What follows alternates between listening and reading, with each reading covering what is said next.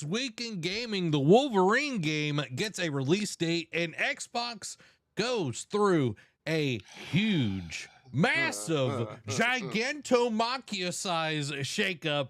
Because this is the Nerd Cave News, and I am one of your hosts, Zach Dykes, joined by my good friend and co-host, Derek Daniel. Derek, how's it going, my man?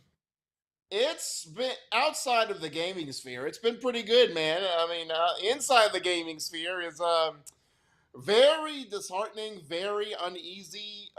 For one company in particular, we'll get more. We have a deep dive into all things regarding this matter, as you can see by the thumbnail. It is our. I know we talked. We're going to talk about Wolverine, but Zach didn't even include that in the thumbnail because the major focus and the majority of the articles are going to be all about the Xbox shakeup, man. And it's just like when you texted me this on Friday, like mid morning, I feel like, or like midday, my jaw hit the floor. I'm just like, what in the world is happening? And I know, kind of funny, almost like did an emergency show. I almost texted you like, hey, Saturday, you wanted, but I already had plans. Like my brother. His birthday was the previous weekend, but he was on call, like he got in the rotation for like being on call for like emergency tow duty, emergency mechanic duty. So we did it this past weekend. So we celebrated that. So it wouldn't work, but I was like, more will come out, and boy oh boy did because we have thoughts and opinions, but that we'll get in all that juicy details in a moment because we have prior business to deal with. And that is what you've been playing. Yeah, man. It's weird because I normally go second, so I'll take this opportunity to go first tonight. So what I've been playing, I didn't get around to playing any of Death Stranding this past weekend. So what I've been playing though is Citizen Sleeper. I've put in probably, I'm like 7 or 8 hours into the game so far. Really enjoying it. And then Tuesday night, I played more of Expedition 33, and I beat the Duelist. In one go. Wow. I was very happy with myself, Derek. I beat him in one go. How many revive tints did you have to use? I don't use revive tints hardly ever I use revive tints because I have Lune. She has like the revival magic now. I had to revive Verso a few times. That dude's pretty weak. No. Well, like health points wise, he's weak. Health points. Well, I forget what it was. It was like a Picto or something like that increased his health. I know I'm in the. What was it, the mid to late 70s, like level wise, but he's got over like 4,000 health. Okay. So like probably about 5,000 now if I had to take a guess to it. But for me, CL was the one that got hit. Like she's a glass cannon too. Yeah, but see, what ticks me off the most is, and CL is kind of turning into that way, or is it Mael? But Lune. I don't know what I'm doing, what I'm not doing, because she has the highest defense on my team, and she gets stunned way too easily. Like especially like in that, like the enemies I face, like if it's a big bolt, like it's not even like if they finish their combo and then they stuns. I'm like, okay, I would understand that, but it's like like if I don't parry the first hit, she's stunned. I'm like, dude, what the heck is that? This is garbage. I don't know what I'm doing, what I'm not doing, like what I need to do with her build or what, but it's just like I said, I think she has the highest defense, or like at least one of the highest defenses on the team, so she shouldn't be stunned easily, but I could be wrong. I wonder if luck has a play to do with stun as well, because my luck is pretty high with Lune. Like she's my main. I will just say that. I just like her like abilities and everything because she's super versatile compared to the other 4 that I have, like being able to go fire, all these different things. Like she's I don't know. I don't have that. Like she's not the one that gets stunned the most. Gustav was the one that got stunned a ton when he was still around. Okay. But RIP, you know what I mean? RIP. Yeah. But yeah, dude, I've been really enjoying that, and just being able to knock out the duelist I was just like, okay, dope. And I've already got Monaco on my team as Oh well. yeah. I got him, and then the next thing is going to Old Lumiere. Okay. Okay. So, and So I making some headway. making some headway because I was like, oh man, I'm gonna go up to like you get like a side quest to like go up and get like some sort of ice or whatever to like. Yeah. And I was like, I went up there and it was like danger, and I was like, never mind. Yeah, like it's funny because I was just like my last time I played Expedition 33. I don't know when it unlocked, but like I was just going around like, I never went to the Frozen Hearts place. I haven't been to the because it was like even in the 50s and 60s, like it was still like danger. And Mm, so I finally went there, and I'm like in the 70s, and it finally like grayed out. I'm like, oh cool, I can actually do this now. So it's like you got to be high level to do that. So it's like I don't know why they gave you that quest so early, yeah, knowing that you wouldn't be able to access it till way later. I don't know, dude. And I fought my first chromatic boss, I guess, Oh yeah. because it was Which one like did you? it was the one on the Forgotten Battlefields that's like tucked in the back of the trench. Oh yeah. Dude, that thing was I was like, oh, never mind. We go. Oh, just you wait. Some of the ones like I fought, like the Troubadour, that again, Versa, like he spotlight, like for whatever reason, Versa was just susceptible to one hits by that guy. And then what was it? It was the chromatic something where it was just like you had to. There was like it was a gimmick to it. You had to literally parry it in order Mm, for it to in order to get a turn in. yeah. Yeah, but I'm excited. I really am enjoying the game, and um had a good, amount of people watching on Tuesday and everything. So super excited to keep going and, just enjoy the game. Before we Yeah. get to yours, Derek, I do want to hit the comments real quick. Of Mm-hmm. course, this thing is not working the way it should. Piece of junk. Just like an Xbox, you know what I mean? Oh! Just like an Xbox. We got jokes tonight, y'all. Amy says, I'm Yep. playing Animal Crossing, thinking of redoing my island, watching all the anime, excited for Bridgerton, reading Strength of the Few, and This Wicked Fate. Mm. Busy bee. Yeah. I for me, Derek, we've been watching some good anime. Let's just say that. Yeah. We've been watching Yeah. some good anime. But Okay. Derek, what you been playing? Well, I'll say you've kind of built it up, and I'm just like, honestly, with my brother's birthday weekend this past weekend, I've been playing nothing. This is so like you built it up, and you're like, all right, we'll get to Derek. I'm like, I have nothing. I have nothing. I have nothing. Well, and it's also because I when I came home, that I've been having issues at the apartment. My heater and my hot water don't work. So I've been like Mm, the heater got fixed and they're supposed to be tied together and the heater worked, but then I got in the next morning I got up and got in the shower and it was ice cold. I'm like, well, this is I can't do anything. It's like 2 a.m. It's like no one's gonna be here. So I got in, did my thing, and got out, called them, and they came and fixed it. These were two separate issues. Like the pilot light was out and the temp regulator was on the fritz. So mm. those things had to be treated separately. So yeah, with all that going on, I have not had time to play anything. Okay. So you're a biohacking bro and did your cold shower and Yeah, yeah. yeah. Did you feel You know, invigorated? I did feel more alert. I will say that much. But again, it's not something I do all the time. Like, Oh and yeah.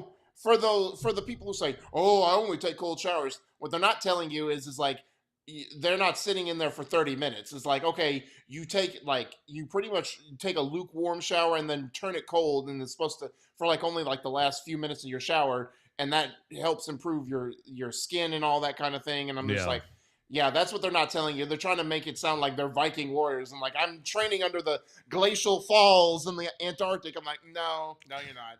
No. Yeah. I doing a cold plunge and all of that, like it's there are benefits, but it's only it has a diminishing return. Let's just say that. Exactly. So yeah. Well, I'm glad that it's working, and now you can yeah. play some video games and not have to shrivel up and die with your with your cold showers. Welcome everybody to the stream. We hope that you're doing well. Let us know what you are playing down in the comments below. And Michael, I hope you're doing well. Flick, welcome to the stream as well. Derek, we got a ton of news to get through tonight. So let's get into the gaming discussion for this week. First up, Wolverine carves out a release date. The only positive news of the week, honestly. So, and this is who did this article? You didn't add that in. Hold on. Let me pull that up. Scrolling down to get to our links. Scroll. So much stuff, y'all. So much stuff. I know. Rebecca Valentine at IGN. Okay, at IGN. All right. It's a surprise. In a surprise announcement, Insomniac Games has revealed the release date for Marvel's Wolverine. It's coming on September 15th. Let's go. This comes from a post shared across social media by Insomniac reading, "Let's cut to the chase. Marvel's Wolverine launches September 15th, 2026. We also got more information at the time from the PlayStation blog, referring to the game as a global thriller and naming some of the familiar characters he will encounter in his adventure, such as Mystique and Omega Red." Now, Zach, this was, again, like I said, this was the only positive news we've received within the last week, amongst all the chaos over across the pond at Microsoft. So, my questions to you are, what do you think about the release date? Is this a perfect time? Like, to me, it's a 2-month buffer before GTA 6, so I think that's perfect. And Insomniac beforehand, like, I know Spider-Man 2 released in October? Question mark. So yeah. They like that. But Spider-Man 1 was September, so September release dates have been good to them previously. I know Miles Morales was November, but that was because it was a PS5 launch title. So we'll just kind of give that a mulligan. But they like their fall release windows. But my question is, Zach, and this is like nothing to do with the release date, is why didn't they announce this at State of Play? Like this, because if you go on there to their announcement of it, it's just like a clip of him doing the motorcycle flip and then release date. So it's something they could have thrown in a montage or just given like, hey, just a quick thing in the middle of the show. So start with that. Like, why didn't they just do this? Why did they have to wait 2 weeks later to give this announcement? And then what do you think of the release date itself?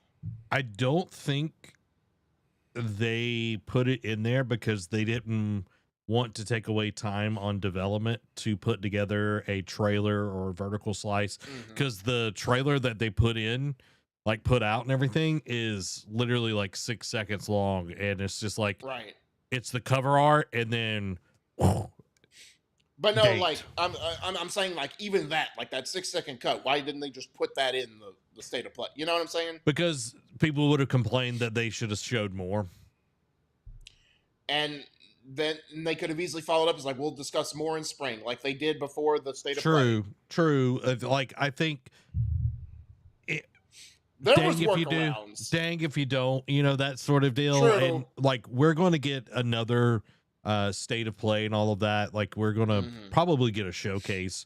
Maybe we don't know, but definitely a State of Play. I know we'll get something where it's more of a deep dive on the gameplay for Wolverine. So I'd rather, I kind of like the way they did this. It kind of feels like GTA, where it's like, hey, it has its own thing. It doesn't have to get buried under everything else. Yeah, because exactly. compared to everything that got shown at the State of Play, if they would have showed that, I would have knocked the State of Play down. Really? Yeah, I would have been like, okay, I'm glad I got a date, but I want to see more of Wolverine. Like, everybody would have complained that we should have seen more. Okay. I mean, that's fair, but again, it's a catch-22. Yeah. I just know how we are as PlayStation fans, and nothing is Sony ponies. Nothing is ever good enough. Let's just be honest. It's never. Yeah. They could literally give us the next God of War with a release date saying it's dropping tomorrow, and we'll be like, why didn't we see more now? Why is it out right now? Why? I'm so mad at you. But yeah, I think this is a great time for the game to come out. Like, it's not going to be competing with like huge things. Like, you're not going to have Call of Duty that you're going against. You're not having GTA. It's just a great time. And like, yeah, like I enjoy like the bigger like blockbusters like coming out in summer, just because that it just feels good to have a summer blockbuster release and everything. Right. But September is still a good time because you still will have like, I don't know. It's literally right before the fall rush. Yeah. I feel like it's a good one. So I'm excited for it. Outside of football starting, it's like nothing major, like a Halloween, because the months preceding it, you have Halloween in October, you have Thanksgiving in November, you have Christmas in December. So it's like you have these major milestones where nothing else significant is happening in September. So it's just like perfect lull time to just put a game out. Yeah, exactly. And I don't know what everything is like going to be around, like with Xbox and all of that, but we'll talk about it.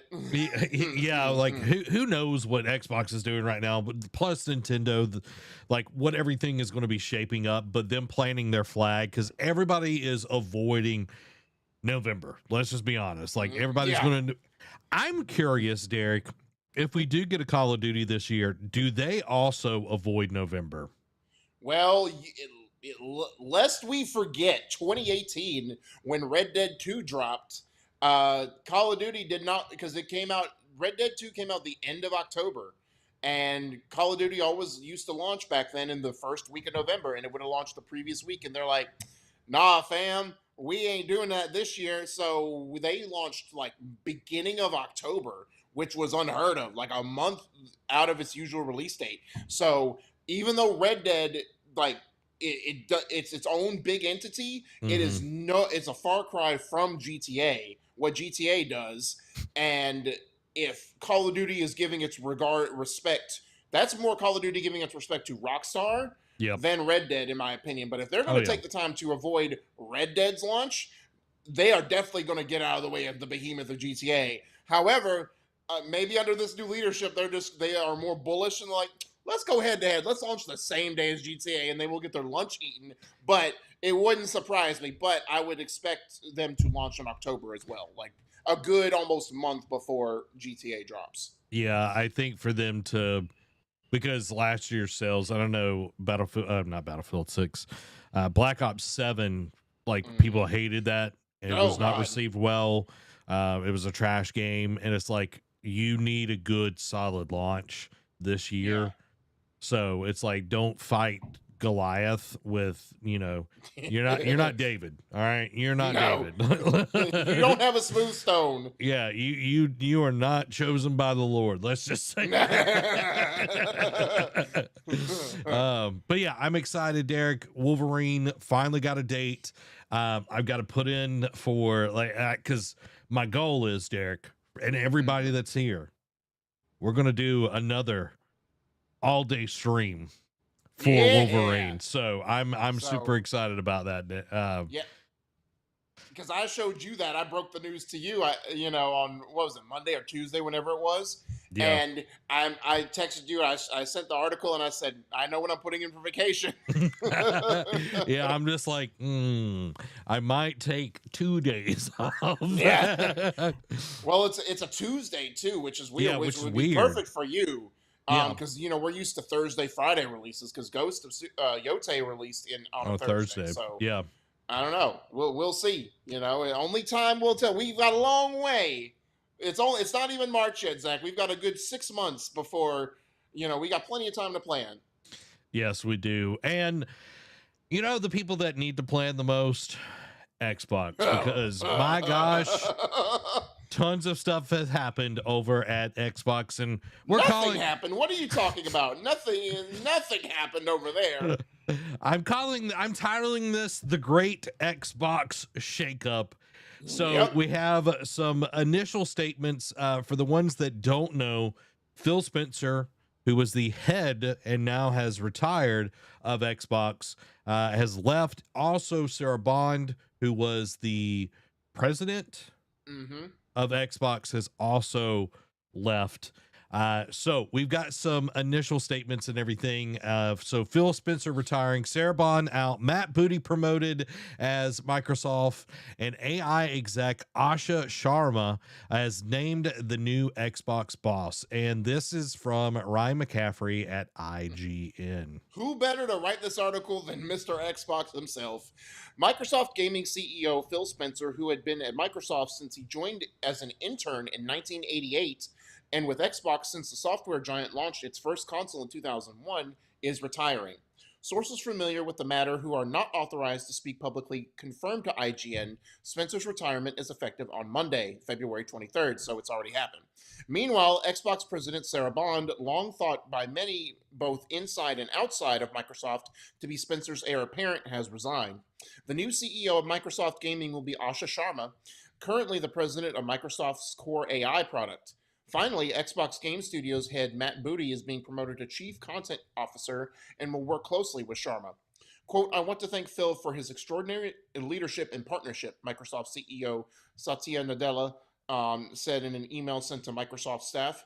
Over 38 years at Microsoft, including 12 years leading gaming, Phil helped transform what we do and how we do it. Today marks an exciting new chapter for Microsoft Gaming as Asha Sharma steps into the role of CEO, and I want to be the first to welcome her to this incredible team.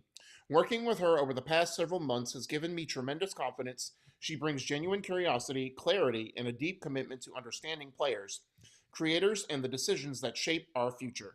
We know this is an important moment for our fans, partners, and team, and we're committed to getting it right. I'll remain in an advisory role through the summer to support a smooth handoff. Sharma is a former VP of Product and Engineering at Meta and former Instacart COO who is also a board member of the Home Depot.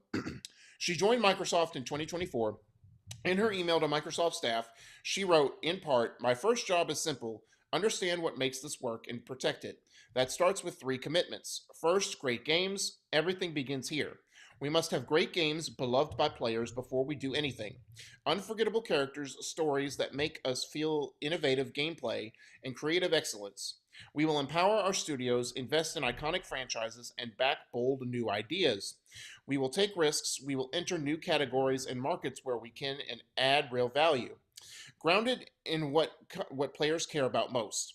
I promoted Matt Booty in honor of this commitment. He understands the craft and the challenges of building great games, has led teams that deliver award-winning work, and has earned the trust of game developers across the industry. Second, the return of Xbox. We will commit to our core Xbox fans and players who have invested with us for the past 25 years, and to the developers who build the expansive universe and experiences that are embraced by players across the world. We will celebrate our roots with a renewed commitment to Xbox, starting with consoles which has shaped who we are. It connects us to the players and fans who invest in Xbox, and to the developers who build ambitious experiences for it. Gaming now lives across devices, not within the limits of any single piece of hardware, as we expand across PC, mobile, and cloud. Xbox should feel seamless, instant, and worthy to the communities we serve. We will break down barriers so developers can build once and reach players everywhere without compromise. Third, the future of play. We are witnessing the reinvention of play. To meet the moment, we will invent new business models and new ways to play by leaning into what we already have. Iconic teams, characters, and worlds that people love. But we will not treat those worlds as static IP to milk and monetize. We will build a shared platform and tools that empower developers and players to create and share their own stories. As monetization and AI evolve and influence this future, We will not chase short-term efficiency or flood our ecosystem with soulless AI slop. Games are and always will be art, crafted by humans and created with the most innovative technology provided by us. So, Zach, as we, after reading all that, the initial shock to both of us, like we're still kind of processing it, almost a week later to this point. Yeah. The fact that it was supposed to be Monday that this was announced, and this was announced this past Friday, do you think something happened? Because Sarah Bond just said, she put out a statement later, but it was ironic because she put up a thing about, I forget what, regarding something to the gaming sphere or whatever, and then like literally 4 hours later said, "Deuces, I'm out." Especially since Phil said he was resigning, and then everyone was expecting her to be the next heir apparent, and it was sort of like, again, crossing streams, like when Nick Saban was out at Alabama, dominating, Kirby Smart, who's the head coach of Georgia, who's dominating there, was supposed to be his heir apparent. And Kirby was just like, Saban didn't out of nowhere retire. So this is where it diverges a little bit. But Kirby's just like, I got an opportunity. I'm leaving. You know what I mean? And like everyone was like, what? Like we were supposed to continue the domination and have Kirby take over for Nick afterwards. But we'll get more into that. Phil has a statement, Sarah Bond has statements that we'll get into, but just what overall, what was your I know you texted me, you were in a craze, but what was your initial reaction to reading this? My initial reaction was, this can't be real. This doesn't make any sense. This is AI slop. And like I was very confused. I'm trying to see where's my text to you. You saying that is like you didn't think this was real. It's like, remember there was that string of like, I forget, like several years ago, where I was just like, oh, so and so died, like celebrity deaths would be, and it was like all fake. 2017. Like it reminded me that it reminded me of that. It was just like every month it'd be, oh, the celebrity died, and we would all like fall for it and look at it. It's like, oh no, they're fine. They're having a martini. Okay, here's the text. Holy crap, dude. Phil Spencer retired. He's stepping down. That is freaking insane. I just saw it on LinkedIn. That's what's crazy. I saw it on LinkedIn before anywhere else. Of all places. He retired like 52 minutes ago. Like, that is insane. And what's even crazier, I think we'll mention this a little bit later, like Sarah Bond's like leaving was in like Phil's thing. It was like further down that she was leaving too. And I wonder, this is just us speculating. We're putting our tinfoil hats on. Conspiracy caps.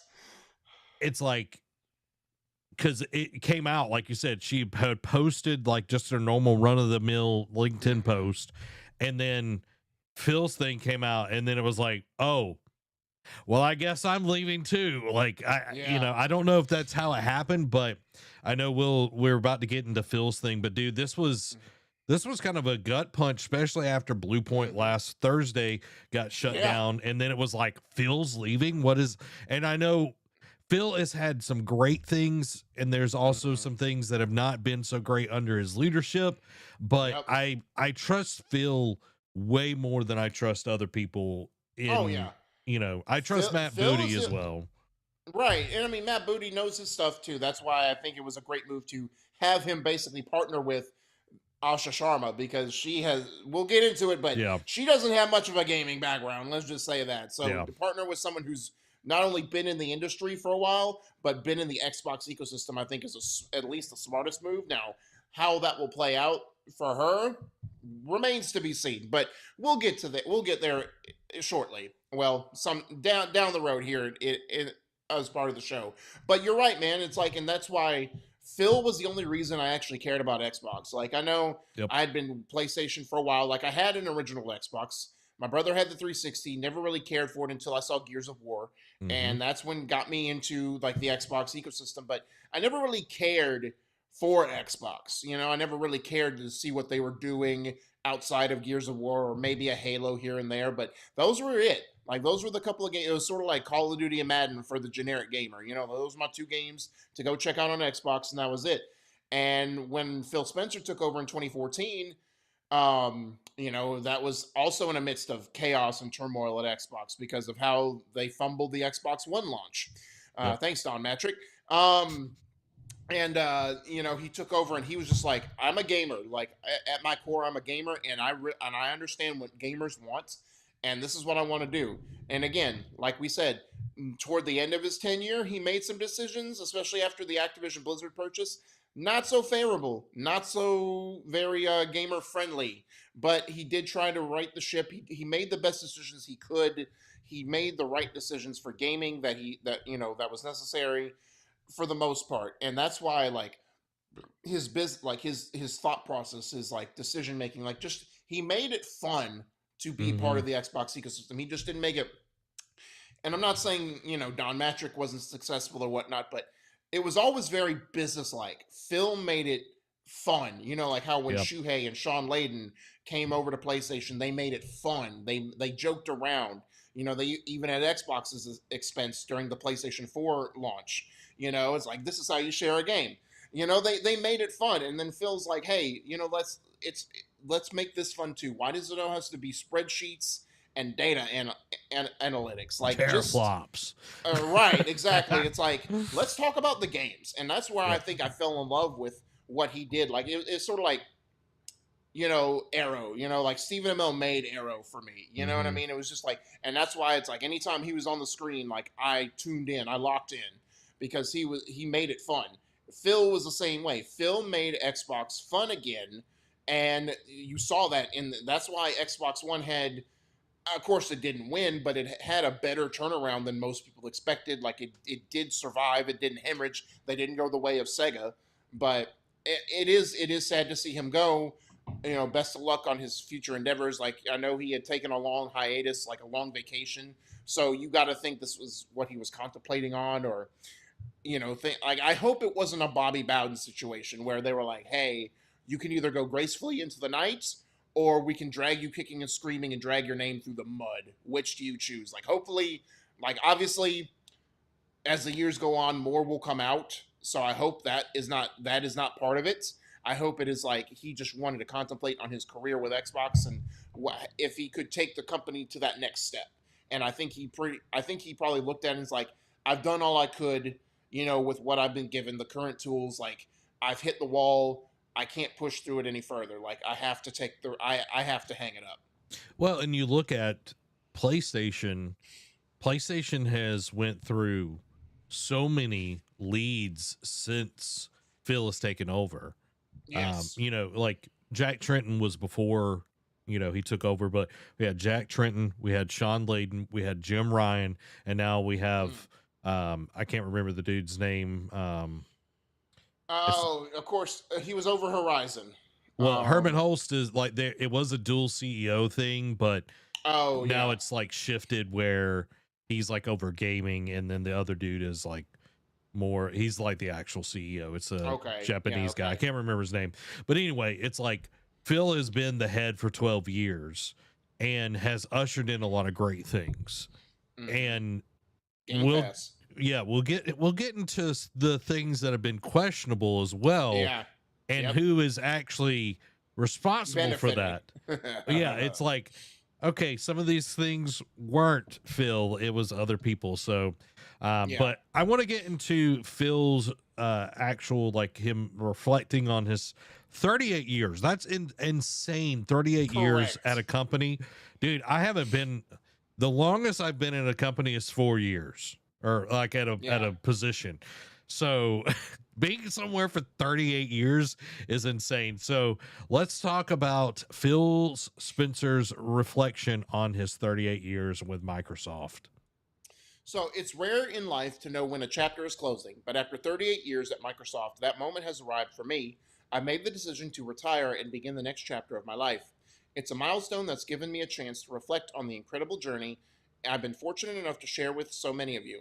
I'm excited for Asha Sharma as she steps into the CEO role. She's joining an incredible group of people, teams full of talent, heart, and a deep commitment to the players that serve.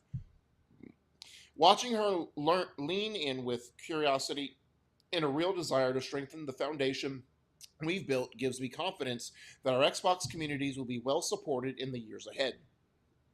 Thinking back to my start as an intern in 1988, I never could have imagined the path ahead. I've been so lucky to work with so many passionate creators, partners, and colleagues and players across the industry. People who challenged me, taught me, and made this work full of joy and wonder. Thank you to everyone who's been part of this chapter. This community has meant more to me than I can say. From here, I'll keep doing what's always mattered so much to me, cheering on the teams, pushing this industry forward, and playing alongside this incredible community. I'll see you online. And again, like you never want to go out fire and brimstone. A lot of the time, especially after spending almost 4 decades with a company. But it's always good to see him. And again, it's like go out on a high note. He went out his way. And like I said, he did what he could, and he's turning it over to see if the next person can push the industry forward.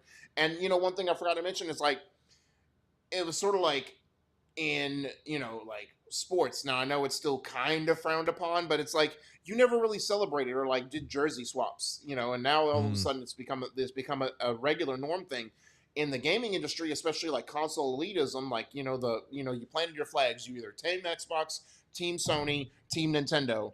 And Nintendo would always be in the corner doing its own thing. Like they were the creatives, like they were just vibing, doing their own thing, like not bothering just anybody. Glad to be there. Exactly. It was really Sony and Microsoft, like it's mostly the fans like butting heads, and you would never like Xbox people would never congratulate Sony, no matter if the game won Game of the Year. It's like that's garbage, blah blah blah blah blah. And like but Phil was like one of the first people to like congratulate Sony on like a successful launch of a great game. Yep. And like Sony started turning heads and like what. We'll reciprocate. Good job on launching your game as well. So Phil started to break the mold on a lot of things. It's like, hey, look, this console elitism stuff is like kind of dumb. Like why can't we just all enjoy games? It's like just congratulate people on making great games. Like doesn't matter if they're not on the system you play or you want, but it's still a great game. It doesn't matter. I mean, how many people like I talk about it's not the best example, but how many people would buy PlayStations to play MLB The Show back in the day before it went multi-platform? It's like because that was the only way you could get a good baseball game, and that was under Sony's banner. So it's like eventually, if you like something enough, you're gonna go find a way to play it. But now we're seeing it's like those walls are breaking down. It's like more stuff is coming everywhere. Mainly, like especially if you're a PC player, but it's always good to see. Like Phil did definitely trailblaze, and he did break some norms. So it's good to see him go out his way on a high note for him. Yeah, I kind of think of it as like wrestling. When you have your final match and everything, it's like you put the next person over. It's never like you never win your last match as a wrestler. You always put the next generation up and everything. Mm-hmm. And him staying around for Asha to like, again, we'll get more into her and her credentials or the lack thereof. But if there is one person that I feel like could actually instill what it means to love Xbox, it's Phil Spencer. Exactly.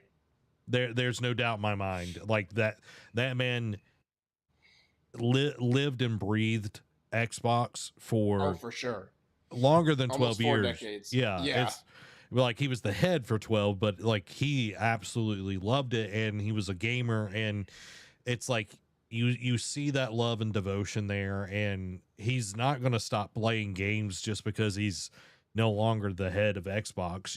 It wasn't a performative thing. I think that's the biggest concern for me is going forward. It's like this Asha lady. It's like, is this going to be performative?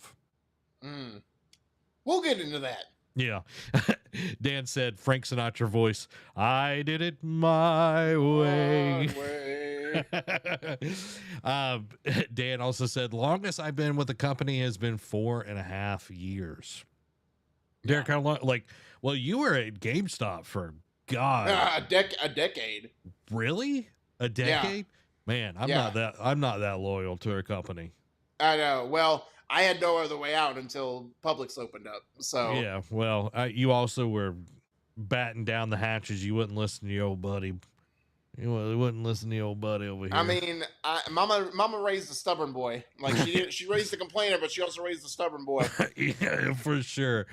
Um, so we've been around the bush a little bit about Sarah Bond and everything. We're gonna jump into Sarah Bond's statement, and we've got some more info regarding her and her tenure at Xbox as well. But let's start off with Sarah Bond's statement and her leaving Xbox. So Bond went to LinkedIn to give her statement on her departure and the leadership changes at Xbox, sharing the note she sent to colleagues internally. Sharing with gratitude the note I sent to my team today, grateful to our players, developers, partners, and team, forever a fan of Xbox.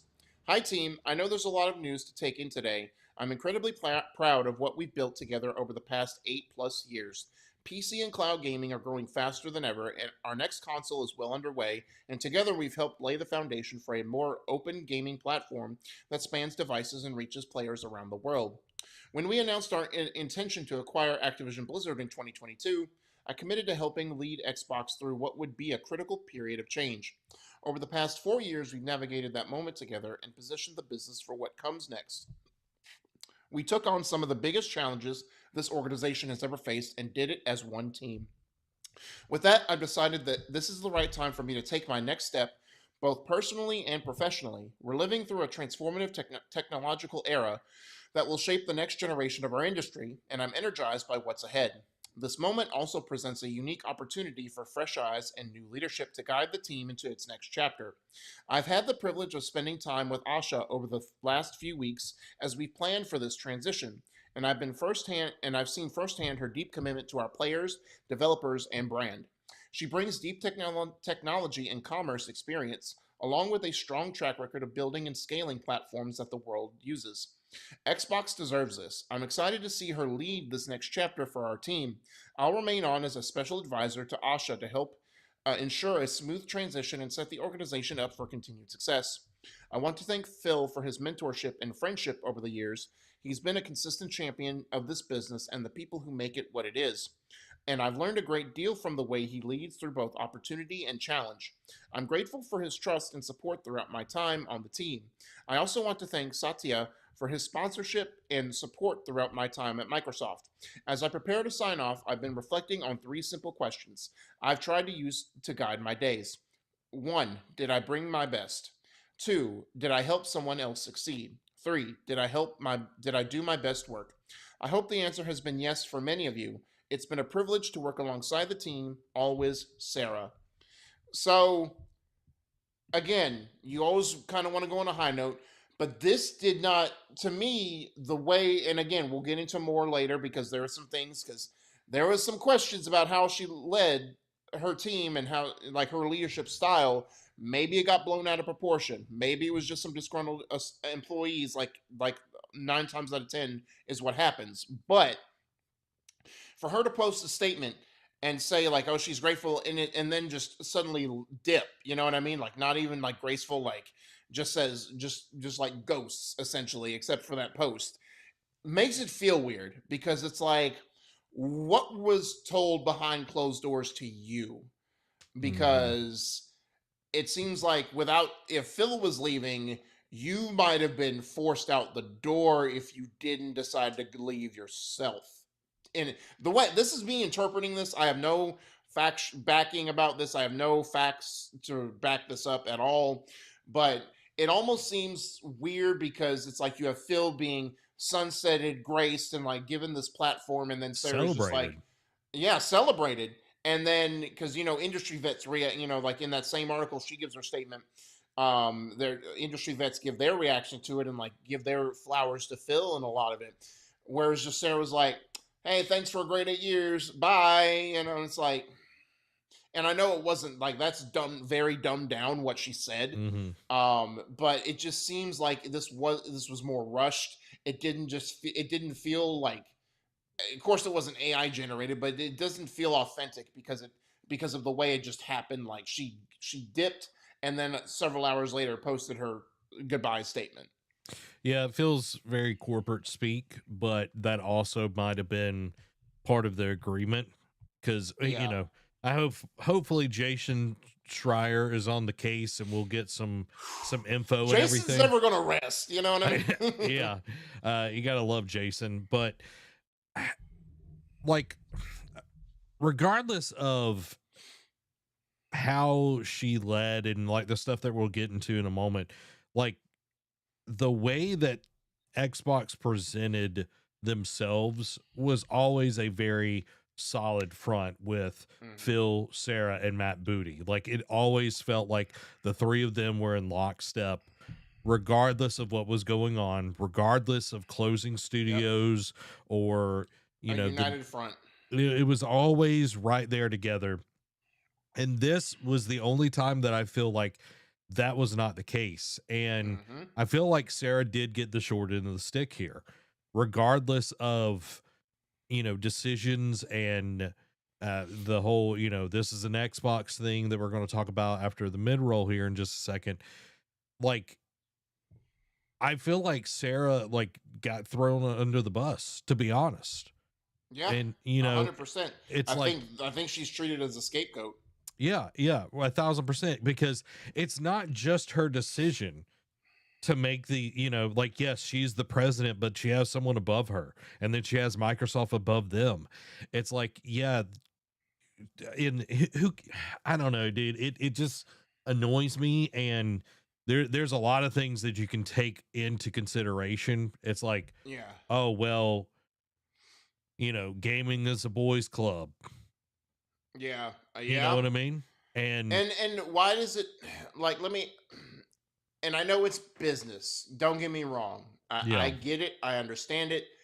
But why does there always have to be a scapegoat underneath? You know what I yeah, mean? It's like why can't the people who are in charge like up top take responsibility for this? It's like, "Oh, Xbox is not successful. Let me fall on the sword." You know, instead of like instead we're going to point fingers and say, "Oh, this was their fault. Like this is why Xbox has not been successful." you want to know why? Because it's very American. Oh yeah. We don't take 100%. we do not take responsibility. But you look over at Nintendo, and when the Wii U was doing so poorly, gosh, what is his name? Satoru Iwata?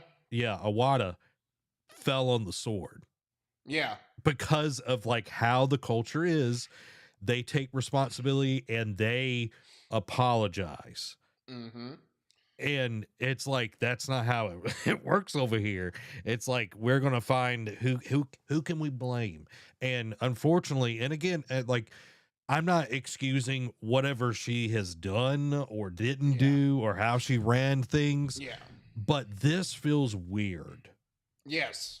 It It's feels sort of very like weird. it's like there doesn't need to be a hero and villain in this particular story. Like Phil and Sarah can be celebrated for what they did. You don't have to say, "Oh, Phil was the angel who did no wrong, and Sarah was the devil who basically, tried to overthrow Phil at every chance she get." It's not that. It doesn't have to be that, and I don't know why it's being portrayed that way. Essentially, and I know I'm exaggerating just a tad bit, but that's pretty much what it feels like. Yeah, and like looking at LinkedIn, like looking at her posts and everything, and just reading the comments and all of that, like Sarah Bond is an inspiration for a lot of women in gaming, and a lot Hmm. of because she is a person of color, like Hmm. it, and being that high up is like not that common, you No. know? And it's like, okay, now she's the bad guy. And it's like, this is 2026. Do we really have to do this? You, you know what I mean? Unfortunately, Like, let check Xbox because they bringing back that bingo card. yeah. And it's like, okay, well, we put a woman over Xbox now. And it's like, that doesn't, I know I'm on a soapbox here, but it's like, and I know we're going to get more into like things that have happened and everything, but it's like, don't don't make a boogeyman out of somebody that doesn't deserve it after they've worked hard for 8 years for you. Yeah, yeah, Celebrate them and acknowledge the things that they've done well, you know, and do the same thing that you did for Phil. Like, yes, Phil is awesome. We know that. But Sarah Bond worked her butt off too. yes, exactly. Like two things can be true.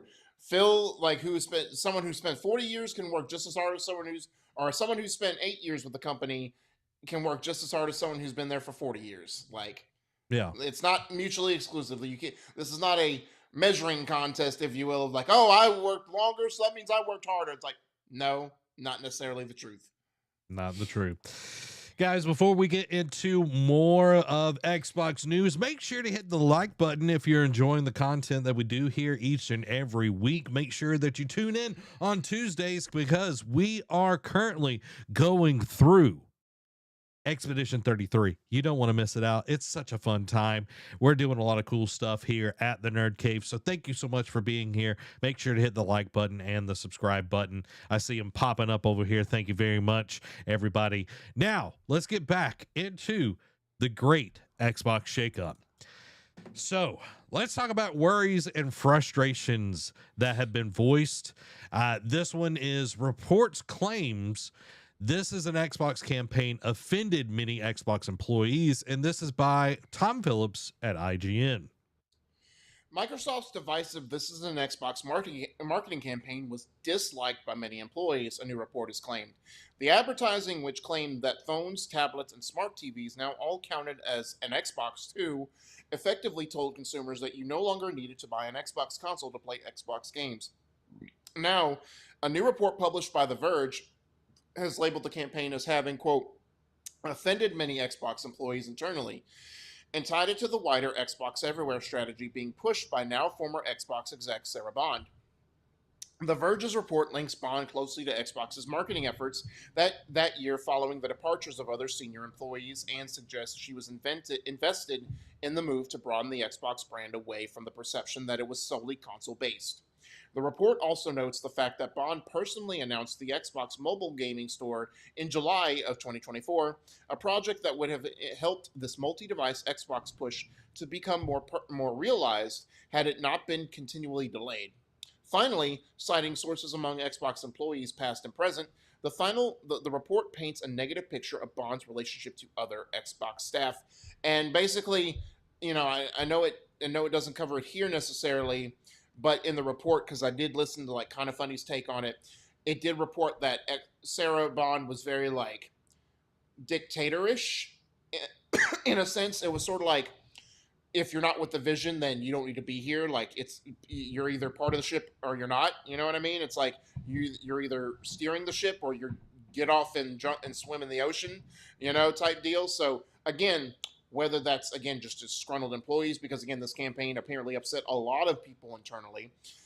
And whether that was just disgruntled employees, like making Bond out to be the villain, it's funny, the last name Bond and villain. Anyway, that's just how my brain works. Or whether that was true, we won't know for a while. You know what I mean? We won't know until someone like a Jason Schreier does a report, or someone finally sits down with an IGN and gives their whole take on the thing, or, because if that's true, and I'm not trying to discredit Bond's character, because we don't know her, like, outside of being the face of Xbox, one of the faces of Xbox, but, she's not going to sit down and openly admit, like some people do. And in this day and age, some people, more people, not a lot, but more people are open, saying, hey, look, I made some decisions that I should have not done, but that's down the road. I have a different take on this, Zach. And, like this is an Xbox campaign, frustrated. Now, we could sit here and talk about how, oh yeah, like, we could, this writing on the wall? Like, was it being portrayed badly or whatnot? They're upset with the marketing. From what I'm taking from this is they were upset with the marketing, but it still happened. You know what I mean? If the it's saying, oh, like phones, smart TVs. Well, Game Pass still came everywhere. So it's like, it sounded like they're more upset with the marketing campaign than they were with the actual idea of putting it on multiple devices. Because, yes, I understand your work, the R&D people who are over at consoles, like making these new consoles, like making the new console right now for Xbox, right? It, like you put your blood, sweat, and tears into making the best piece of hardware that you personally and physically can do. and all of a sudden it's like, oh, now we're going to put this ecosystem on a phone, on a TV, on a computer. You know what I mean? It's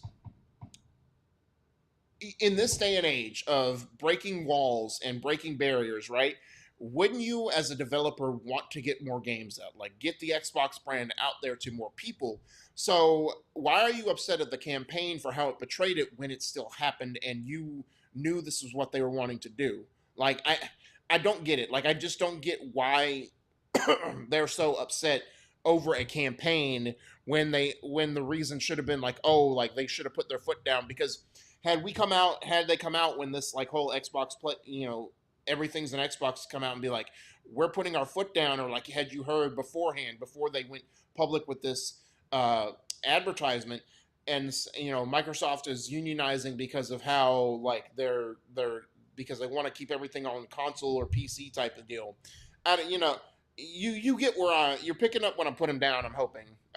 Yeah. So I don't know. I think it's just weird to get upset over a marketing campaign. What is your take on this, Zach? Yeah, like the marketing campaign happened after all of the things have already come out, like Game Pass on phone, Samsung tie-in, all of these different things that was already there. And I understand that it was not a good campaign. Let's just be honest. One. Yeah. Like I know myself, you, Greg, over at Kind of Funny, like everybody was making fun. He was like, oh, this is an Xbox and this is an Xbox. Yeah. And like, it was not, this water bottle is an Xbox. Yeah. It's like, it was not well thought out. Okay. No, it's like, I understand like trying to get the kitschy got milk kind of thing going, but this was not it. Getting upset with Sarah Bond over this, and I feel like I'm becoming a Sarah Bond apologist tonight, is dumb. Let's just be honest. It's dumb. It's lackadaisical thinking when you really get down to it. And it's like we've already diminished the reasoning behind having an Xbox. And we started that with Game Pass. And that happened because we put it on PC. I remember us having this conversation a long time ago when Game Pass happened. It was like, oh, we're going to start putting our games on PC as well. And it was like, well, then what's the reason behind having an Xbox? Yes. And it's like it's played out now. It's less and less, and your sales are getting less and less. And it's like, yeah, you're getting people to buy Game Pass, and that's a great thing, but you're also getting less people buying consoles. Yeah. But consoles are also most of the time loss leaders. Let's just be honest. We talk about that often. Yeah, like about to say, the software makes up for the loss of the hardware, because majority of the time, unless you buy like a buggy system like at launch, you're only going to buy one console, unless again, like you have a family, and then it's like you buy one for Johnny, and then Susie wants one, the next year or whatever when she's old enough. So I digress. That's a specific case scenario. It's like the generic person, like you and I, are only going to buy one PlayStation, one Xbox, and that's it. But we're going to buy games every year, just about that speak to us. Yeah, and it's like, the program was already there. The marketing campaign wasn't a good idea. And it's like, I understand why people would be upset, but it's like you can't just say, oh, it's Sarah Bond's fault. Yeah. There's a lot of people. That's a weird thing to lie at her feet. Yeah. It's like, okay, she might've been the one championing this, but guess who has to approve that, Derek? Phil freaking Spencer. I don't know, dude. That kind of stuff, and it just gets on my nerves. It's like, yeah. Let's use our brains here. Let's use our brains, and it's like, okay, you might not have liked her. Okay, I've worked for people that I didn't like at all, that I actually hated. Okay, let's just be honest. I had many a bosses at GameStop that made me almost say I want to quit, but I stuck it out, and they got axed shortly after. Yeah, and it's like, okay, just because you don't like them doesn't mean they're bad at their job or have ill intentions and all of that. And again, this was not a good campaign. All right. Like when this story came up, I was like, we're really splitting hairs on this. It was a crappy campaign. Like that was Yeah, one of exactly. my big things. It's like, but again, like we've said, we're beating the dead horse here. The It was already happening. This Yeah, was we just put language to it. This is an Xbox, but it right. already had happened. Let's talk about is it Seamus? Yeah, Seamus? Seamus Blackley. Let's talk about Seamus Blackley. One of the creators of Xbox speaks out on the recent shakeup at Xbox, and this is by Wesley Yunpool at IGN. Amid the official statements and many tweets that followed one of the biggest shakeups ever at Xbox, one of its creators believes Microsoft's true plan is to bring its gaming business to an end. Seamus Blackley co-created Xbox and Microsoft, excuse me, bringing to life Microsoft's console hardware in 2001 before leaving just a year later. Speaking to GamesBeat, Blackley said that Xbox is not a core part of Microsoft's all-encompassing AI. Is that Microsoft is an all-encompassing AI push, and so is being sunsetted. Drafting in Sharma, who Blackley points out came from Microsoft's AI team with no gaming background, is further evidence of the company's true strategy, he claimed. They don't say that, but that's what's happening, he went on. I expect that the new CEO, Asha Sharma, her job is going to be as palliative as a palliative care doctor who slides Xbox gently into the night. Part of the problem here, according to Blackley, is that Microsoft head honcho Satya Nadella believes that AI will, quote, subsume games like it will subsume everything. And that spells the end for the traditional video game business, much of which Microsoft owns. The job of all these people is to just gently usher all of these business units into the new world of AI. That's what you're seeing here. Whether or not you agree with it, whether you agree with AI having the potential to do that, whether AI will be successful is a separate matter. But that's what we're seeing. That is in no way surprising. It would have been shocking if they had somebody in there in a meaningful role who was passionate about games, passionate about the creator driven business of games, because it would be in direct conflict with everything else Microsoft is doing. Microsoft is a company that is now about enabling its customers by enabling AI to drive things. That's at odds with the auteur model of any art, but specifically of games. Microsoft doesn't have the problem that Apple does or that Netflix does, where they have an auteur driven content model to manage. Games are the only place where they have a content business. And now it's easy to say, like, just dismiss this because it's like, oh, Seamus was only with the company for like a couple years. And then after the first console ever for Microsoft launch, he dipped. He's like, all right, I did a thing, I started a trend at Microsoft, and now I can drive off. But I feel like he's been, like we've seen him like with him and not Peter Molyneux. Who was the one after Seamus? Like there was another creator. Anyway, like him, Phil, and like him, Seamus, and Phil, like we're all like to pretty much like in close talks, like talking about the business. Like they kept in touch with each other. It was sort of like their own big three to an extent. Um, Peter Moore, that's who it was, because he went on to create EA or like work at EA. Yeah. And anyway, though, I get where he's saying. And now Rome, as we say, Rome wasn't built in a day. It wasn't. It was. It takes time to kill a company if this is the true goal. And we've talked about it ad nauseum.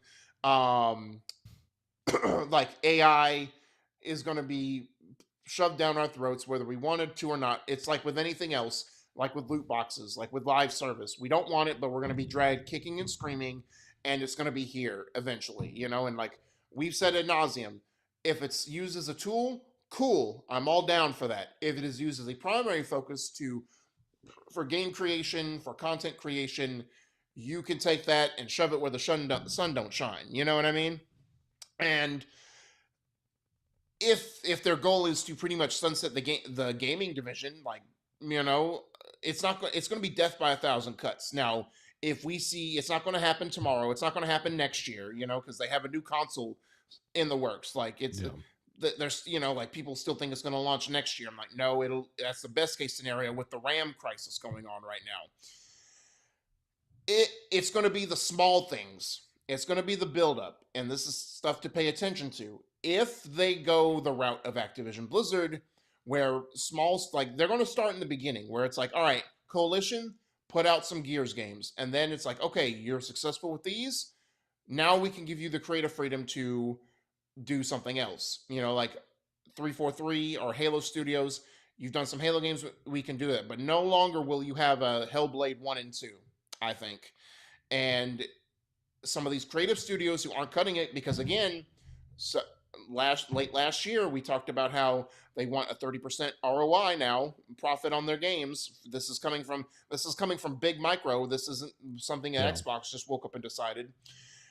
And those gaming companies like a Double Fine, like smaller studios, like how Tango Gameworks went, if they're not cutting it, it's like you either have one of two choices.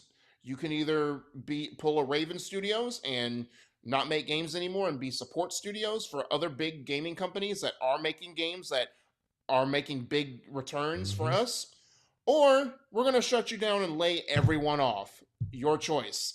And so I think you will see, if you start to see a Double Fine, a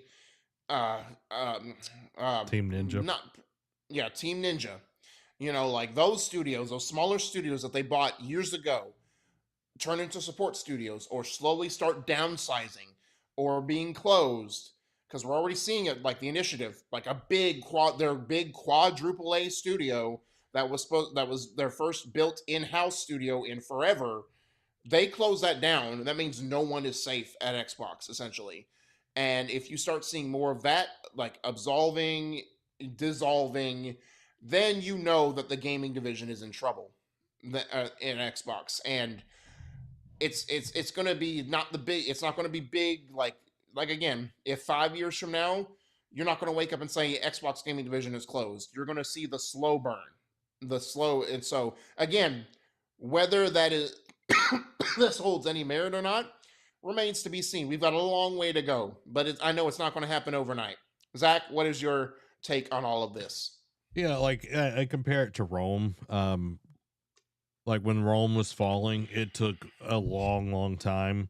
Like, yeah, you had Nero that was absolutely crazy and literally burnt Rome down to the ground, but there was still Roman influence all over the place. And even now, Roman influence is still there, but it took a long time for Rome to finally fall.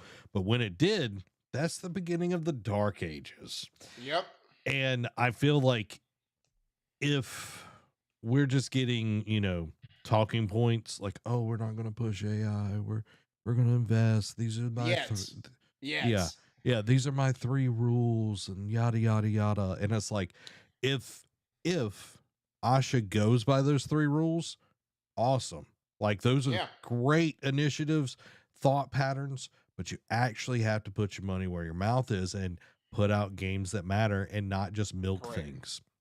Well, that's and huge. One of the articles we'll get into, I think it's toward the end, it's like she does say the plan is the plan until it's not the plan anymore. And it's like, so I want to stick to these 3 rules, but it's like when the wheels go off and she's getting pressure from Big Micro, it's like, all right, do we pivot, or do I stick to my 3 rules, or do I pivot and cave into what they want and start closing stuff down, or start seeing as like maybe it's time Microsoft hangs it up, which would be if again, stranger things have happened. You know, we back in the day, I used to remember like there used to be locks. It's like, oh, this would never happen, but in this day and age, in this business world, it's totally not out of the realm of possibility that just like we woke up Friday and Phil Spencer retired, we could wake up one day and Microsoft's gaming division could be no more, and what the big 3 is now the big 2. It is not out of the realm. Nothing, loyalty doesn't matter anymore. It is the bottom dollar, as we've talked about time and again. So if the bottom dollar gets affected more, screw everything, screw morals, screw loyalty, screw commitment. We are going to do what's best for business, as Vince McMahon would say. So it's going to be rough. I hope nothing does come from it. Again, being optimistic about this, because we tend to be very pessimistic, Zach. You know what I mean? So on this show, But Unfortunately, it tends to pan out the way we. I know, like we tend to be right. You know, we're not. Don't call us Nostradamus. We're just ahead of the curve. You I know don't what I know, mean? Derek. I don't know. I'm pretty good at the old I know. But I hope Zach nothing does. Stradamus. You know, that's Zachstradamus, yeah. yeah. I do hope nothing comes from this, and I hope Yes. Microsoft continues to be successful and Asha Sharma leads them into a new age where they can potentially be at least number two, you know, like overtake Nintendo. Hmm. But I don't feel good about this. And again, there will be signs. You're not going to wake up one day and just basically the studio, like everything's closed. It will be a slow burn, and we'll still wake up one day, and when we read Xbox has finally like shut its doors, we'll be like, we didn't see this coming. No, me and Zach told you guys, like we warned you. uh, yeah, yeah.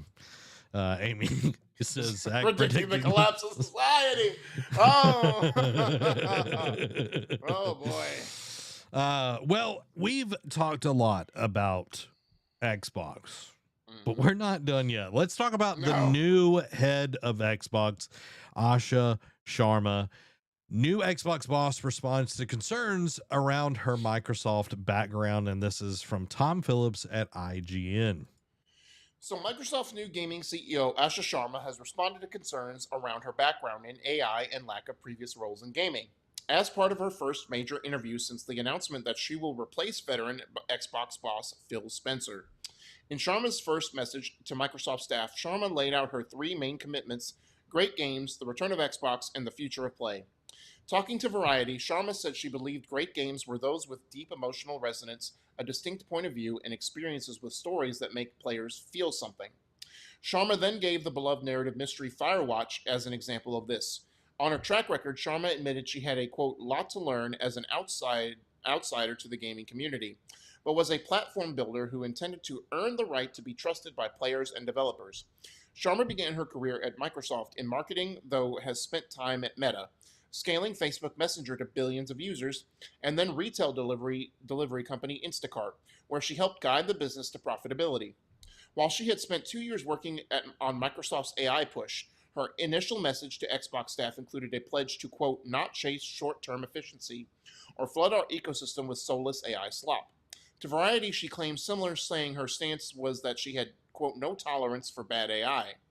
AI has long been a part of gaming and will continue to be, Sharma said, mentioning the need for gaming growth engines, but that great stories are created by humans. And again, I agree with that. She is saying a lot of the right things on this, right? But again, how many times have we been, I think back to, again, crossing. I was involved in sports, went to school for sports, so you guys are just going to have to stick with my sports analogies. Like, I go back to, and crossing even greater streams like basketball, right? Blake Griffin was a prominent star with the Los Angeles Clippers. Got really good, had some great playoff moments with the Clippers, and then when it was time for his contract, I forget if it was the owner, the GM, or whomever, but some high up exec had him standing in the arena, had his arm around his shoulder, and said, "We want your name in the rafters, and we want you to be a Clipper forever." Like, they gave him a new contract, but all the while they had his plane tickets in hand because they were working a trade to basically, like, all right, we're going to sign you, but then pawn off your contract to another team, so that wants to deal with you. And then I'm not saying he would have gotten better or like been a superstar, but that's where he fell off afterwards when he left the Clippers. So again, loyalty is nothing anymore in the business industry. You can say all the right things, but if you have your fingers crossed behind your back, it means nothing. And as I have said time and time again, I see better than I hear. You can tell me all these things, but what will your actions say? What will you do? Like, how are you going to follow through on this commitment? Like, please show me. You know what I Yeah. mean? Like, I am Iowa. Iowa's thing is they are the show me state. I am Iowa. Show me. Don't just tell me. Yeah. The great way to storytell is to show, not tell. Mm-hmm. Because like if your dialogue, like everything that you are trying to convey is just like ham-fisted dialogue. It's not very good. Yeah. Just looking up like the Blake Griffin thing, they signed him for a 5-year deal at 173 million max, Yep. and then traded him to the Pistons. Yep. Yep. So kind of crazy. Now, I want to bring this up, Derek, and I think the reason why Sharma is in this very unique position, and this will move us into, I'm framing this for the next story, okay? She's following Phil Spencer, which is a gamer, okay? Oh, yeah. You look over Nintendo and PlayStation, neither of the heads are gamers. Nope. Shintaro Furukawa, the 6th president of Nintendo, is a business executive. He has his background is in corporate planning, marketing, administration, not hands-on design or playing games or anything like that. Now, Iwata, he was a game maker. Yep. You know, and I don't agree with everything that Furukawa has done over at Nintendo with, you know, raising prices and all that kind of stuff. But Hideaki Nishino over at PlayStation is not a game developer. He does not have a background in gaming. His background is product planning, platform strategies, business leadership. Okay.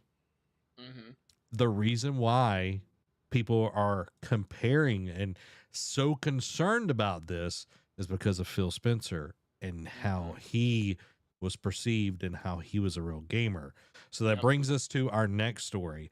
Asha Sharma says, don't read too much into her Xbox play history. And this comes from Tom Phillips at IGN. Responding on social media to IGN's own Ryan McCaffrey, Sharma said she had not been faking her play history so it looked like she had more gaming experience. Instead, her account had previously been shared with others at home, something that is no longer the case, with her gamer tag now set up for use by her only.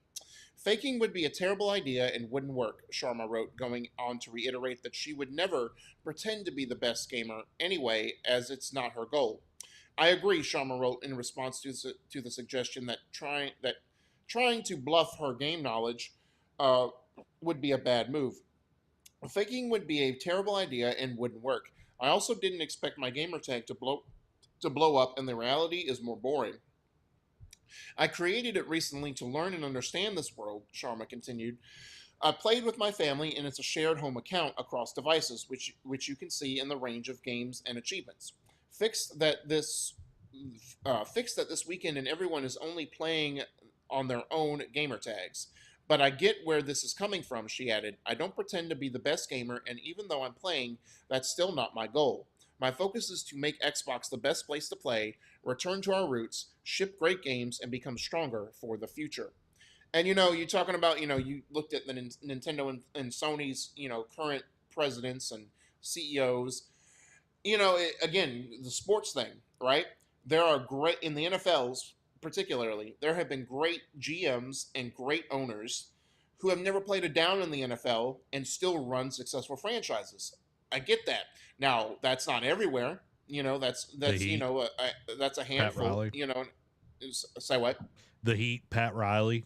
Yep, exactly. He was a player, Then when he was a coach. And the Patriot. So but Mr. it's always Beast better when owning the NFL. But excuse me, but there have been who never played a down in the sport and went on to be great at their job, like well-run teams. But that's only a handful of people. You know what I mean? It's not everywhere.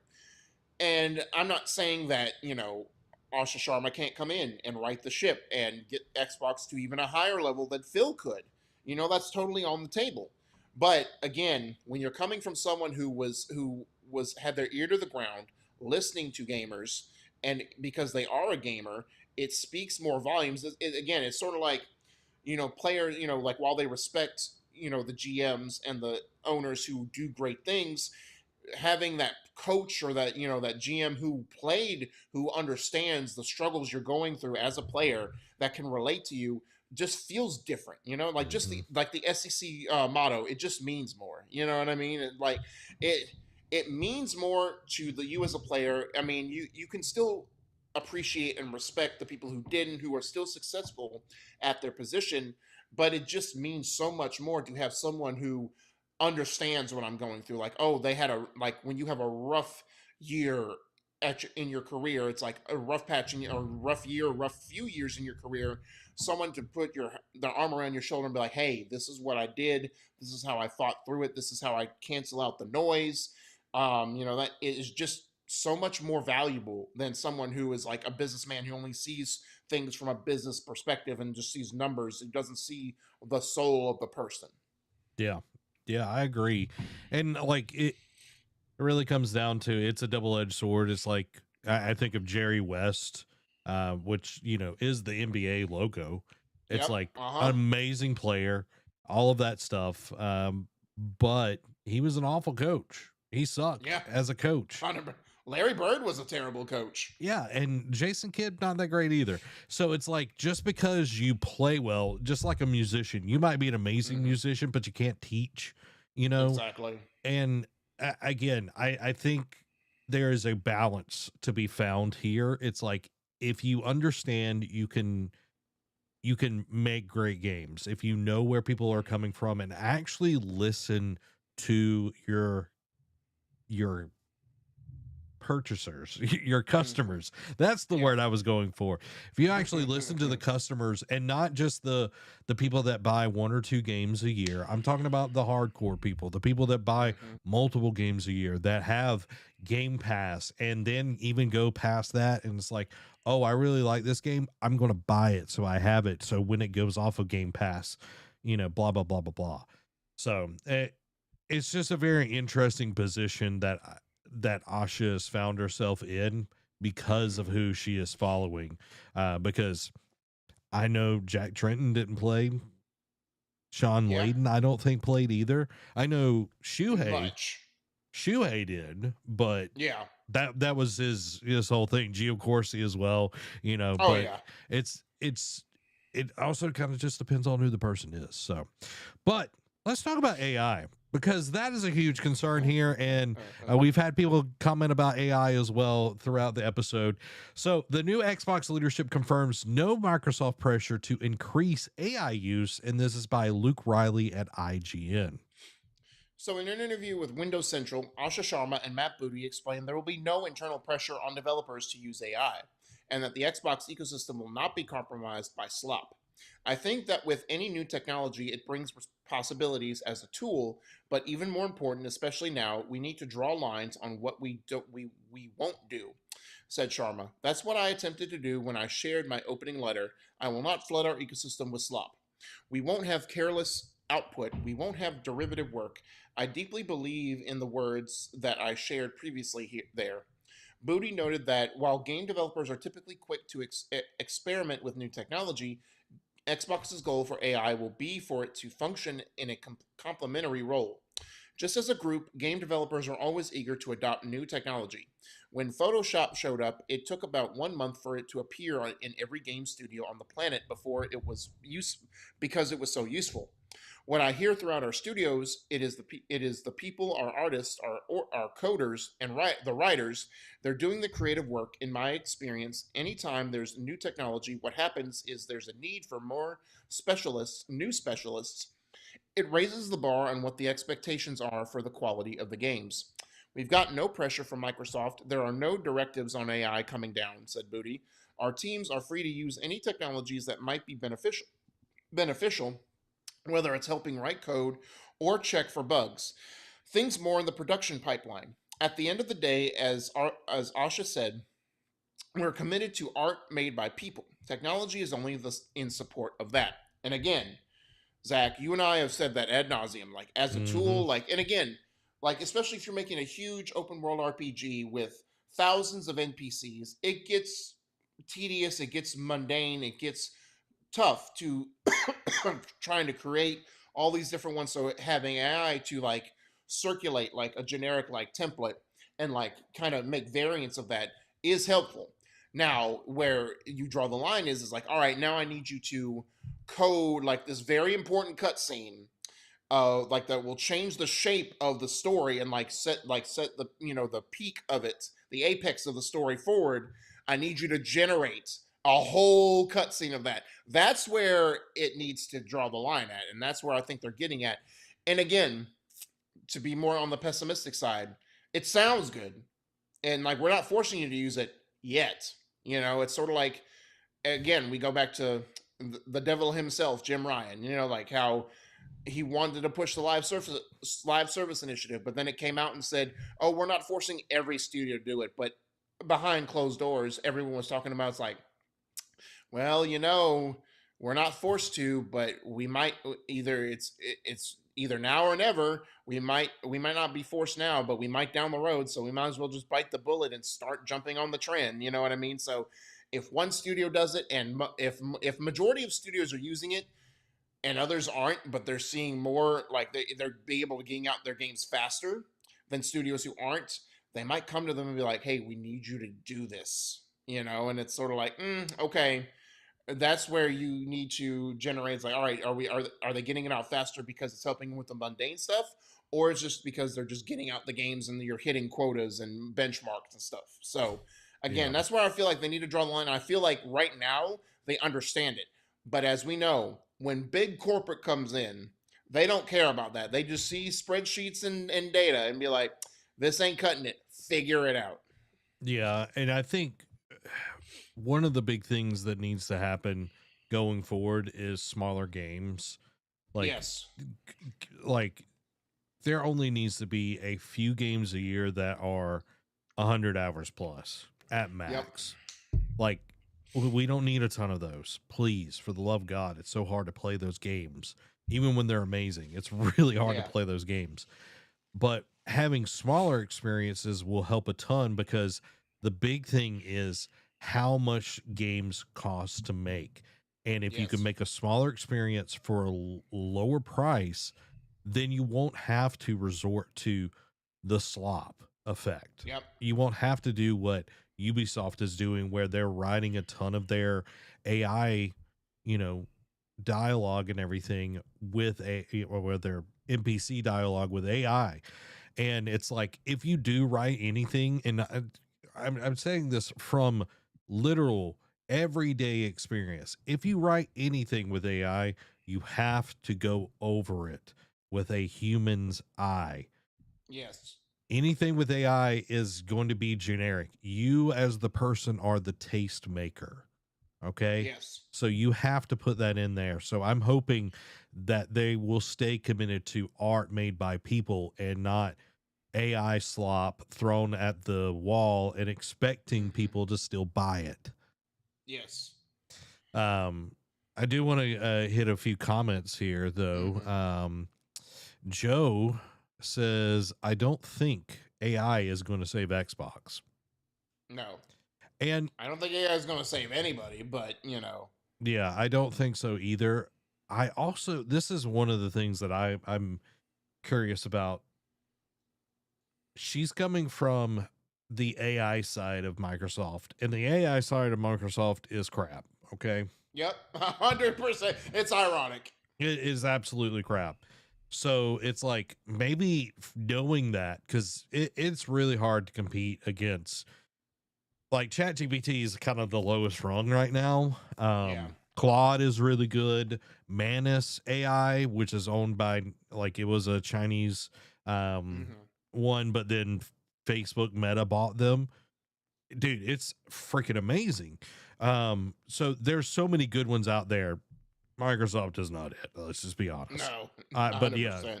I agree. I don't think that is going to be the thing. Dan says, this is earlier in the show, I'm tired of everyone adding AI to everything. I am too. If something's ain't broke, Zach's don't going fix. to go back on his loot box. So rant. You just wait, buddy. You just wait. Yeah, it's kind of one of those. It's kind of one of those things. It's like you think about it. AI is not only destroying jobs, but it's also destroying environments. What was crazy this week, Derek? Um, Someone wrote a Substack post, Mm-hmm. and they're like a big financial and advisor or whatever. Like they write Mm-hmm. about it and everything, and they were like, okay, let's play out the next like 3 or 4 years. Like let's go to 2028, and let's say Mm-hmm. AI just keeps going, and it's like AI is going to take so many jobs, and like it was like all of these things like they Yeah. pontificated on this. It was like, okay, well, that's going to affect DoorDash because people are not going to have money for that. It's going to Yep. affect taxes. It's going to affect credit card companies because with AI they can just pay with like Bitcoin or any other kind of Yeah. cryptocurrency. So MasterCard, Visa, all of them are not making as much money. Thus, is going to affect the government because the government taxes on time and all blah, blah, blah, and all of Yep. this. Yep. And because of that article, Derek, there were so many of these companies that dropped in the stock market that day. They dropped, like IBM dropped like 13% that day. Holy cow. MasterCard, like the credit card companies dropped like 4 or 5% that day. DoorDash dropped. Like it was crazy just from a Substack post on like, it's like, hey, this might not happen. Like some of these things might not come true. Yeah. And that it's like, but we can't figure out which one might not come true. Right. It's like we can't confirm nor the epitome of we can't confirm nor deny. It's like, like predicting the future is like we don't know how we're gonna get there. We don't know what's gonna happen exactly, but this might happen. It's like okay, like and that's where like people like millennials like us are like who already have anxiety ridden fear. It's like we see this and now we're worried about okay, which doomsday apocalypse do I have to prepare for the worst? You know what I Yeah, mean? the next one. It's like we've been through so freaking many at this point. We've been through so many world ending events like it's not even Yeah. funny. It's like we've been promised that everything is going to be okay, and then nothing has been okay. It's like No. no wonder we don't talk to our families or anything. you know. Dan says everyone is investing too much in AI. I 1,000% agree. Yep. And like we're in this memory loss issue right now with all this RAM like being bought up, and it's so expensive. I Yep. did want to hit Michael's comment here. I thought it was very interesting. Phil reminds me of the ultimate player's coach. Unfortunately, you have to win a lot more than you lose, and that hasn't happened recently. Well, and again, kind of funny talked about it a little bit. It's like, like how can we go through another roadmap? Again, like Asha Sharma talking about, like, oh, are we going to reset the roadmap again? Are we going to have to prepare for more the domino effect again? And it's like, so far, like the roadmap, like the game, like I felt like they were starting to turn the corner with Doom: The Dark Ages and whatnot. But Yes. again, a lot of their games that they've come out that has been part of this roadmap, like like Phase 1, Phase 2, MCU style, if you will, have been okay. Like they've been 7 and 8s. They've been solid games, but nothing that hits out of the park. Like nothing that, like, because again, Sony's like now, yes, again, even Sony doesn't knock it out of the park with a lot of their games. Like even their sequels. Like again, I as much as I enjoyed Yote, like the more like since I've been done with it for like Yeah. several months now, I still feel like if gun to my head type of deal, I would still if I had to pick between that or Tsushima, I would pick Tsushima because of the story content and like just the overall emotional impact of it as well. Not to say that Yote didn't have emotion in their story. It's just I just felt Jin Sakai's story more than I felt. Um, I almost said Erika Ishii. Atsu. That's who plays it. Atsu. Thank you. Erika Ishii is who plays Atsu. Atsu's story, and again, I think when you start hitting out of the park and hit your mode. Now, again, they've had some stumbles with Days Gone, with Dreams and whatnot. Even though Dreams was successful with its creation mode, but the game overall as a whole did not hit it out of the park. Yep. But like you think of 2018 God of War, Ragnarok, Horizon Zero Dawn. You know what I mean? It's like Spider-Man. when they hit their stride, Spider-Man 1 and 2, honestly. So I mean, when they hit their stride, there was no looking back. And again, not to say that they haven't had missteps, but Xbox I feel like is gaining momentum, but it always feels like what's a good It feels I like had, they're riding a bike and then they take a stick and shove it in the spokes yeah, and just flip over. Like when they're just going really well, they're just like, oh, this is too good for right now. right. Well, no, it's like again, another sports analogy is like the Buffalo Bills quarterback, Josh Allen. It's sort of like, when is he going to be that next step? When is he going to finally like cement himself as like an elite quarterback, right? And everything's like, this is, or like the Cowboys, it's like, this is going to be our This year. is the year. And it never takes off. It never takes off. And Josh Allen had a great year. Like his biggest threat, Mahomes, did not make the playoffs. And Josh Allen crapped the bed in the playoffs. And it's like where his top three threats in his conference did not make the playoffs. This was his prime year to make a Super Bowl run. He didn't do it. And it's sort of like that's kind of like Xbox. It's like, all right, we're building up. It's like, when are you going to take off? When are you going to be that next step? When is it going to be your year type deal? So it's a good thing. Like, yes, Phil was the Ultimate Players coach, but they needed more wins. And I feel like they went a lot of 8-8, 9-7 years. They never had an 11, 12, 13 win season. Yeah. I'm trying to remember. I'm chat GPTing this. When was the last time an Xbox game was nominated for Game of the Year? I don't know. I think it was Hellblade 2, actually. I don't think so. No. No, wait. No, that's not.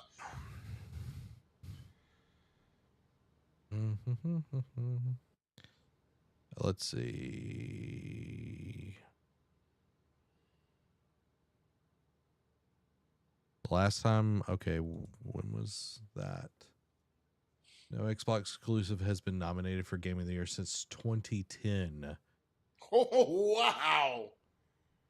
15 years. I'm trying to see, what was it? Game of the Year. That's crazy. What would have been out in 2010? Oh, Halo Reach. Really? Yeah. Wow. Yeah. So it's like, wow.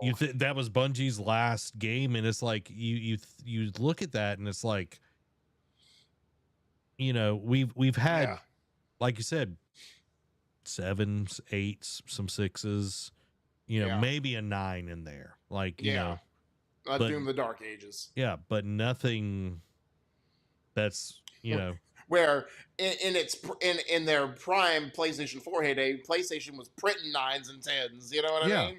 Yeah, and it's like you need to get to that place again, because, like, dude, I loved the original Gears trilogy, but 4 crap the bed. 5 was amazing. I think 5. Yeah. Like, can't wait for E-Day. Yeah. Same thing with Halo.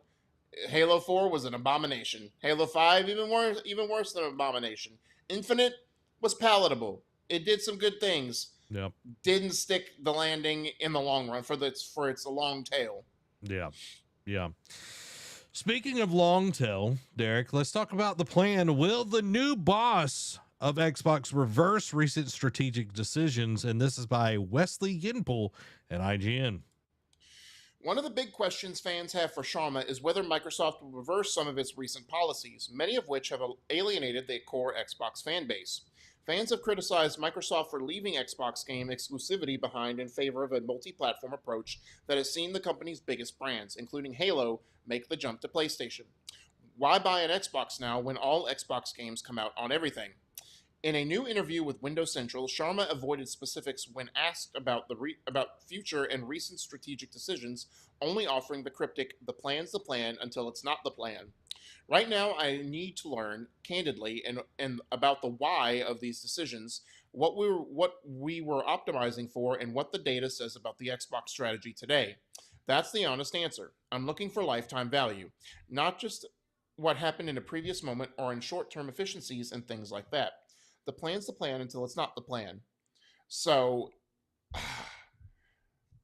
this speaks to me that she might rescind on some of the. Now, well, again, will it be an overnight decision? Will we wake up tomorrow or next week and be like, Xbox games are like they cancel the PlayStation version of Halo, they canceled the PlayStation version of Fable? No, I think just like when they bought Bethesda, right? And they had those deals already for like Tango GameWorks and Mhm. Machine Games to put those games on every platform. They're going to let that ride through. Like Indiana Jones coming to the Switch, um, Fable being multi-plat, but just like with like, oh, the next or Starfield could be exclusive. You know what I mean? When it comes out, like, or the next Elder Scrolls will be exclusive to Xbox. I could see them getting back the reins, at least for the big franchises, right? And be like, all right, Timed we get exclusives. exactly, or just basically say stick their foot, put 10 toes down, and be like, we're going back to console and PC only, guys. Like Xbox, if it's not Xbox and it's not PC, you're not going to play it. Like we gave you Halo campaign evolved, we gave you Gears of War E-Day.